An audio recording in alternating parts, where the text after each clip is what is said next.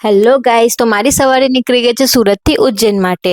હું સીધી સુરતથી ટ્રેન પકડી ઉજ્જૈનની સૂઈ ગઈ હતી ને ડાયરેક્ટ સવારે ઉઠીને જોયું તો ઉજ્જૈન પહોંચી ગઈ.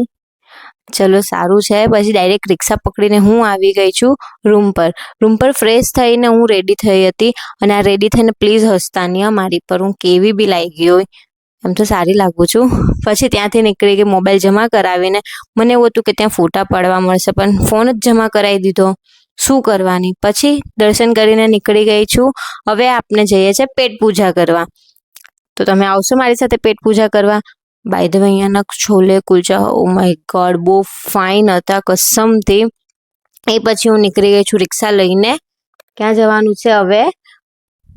કાલભૈરવ મંદિર. કાલભૈરવ મંદિરમાં એટલી ભીડ હતી લાઈક 3 થી 4 કલાક લાગ્યા છે મને અહીંયા દર્શન કરવા માટે.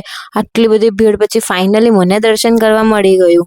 એના દર્શન બી એટલા ફાઇન થયા હતા ને લાઈક એનું કંઈ અલગ જ હતું. એના પછી હું નીકળી ગઈ સાંદીપની આશ્રમ.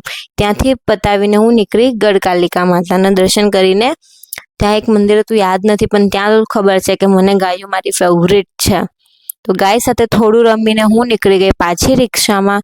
રિક્ષામાં બેસીને હું પહોંચી ગઈ છું રાતની સિપ્રા આરતી. ત્યાંની આરતી મિસ નહીં કરતા. ત્યાંની સાંજની આરતી બહુ જ જોરદાર હોય છે અને ત્યાં શાંતિથી બેસજો થોડી વાર માટે બેસજો અને મારો દિવસ ઉજ્જૈનમાં પૂરો થાય છે.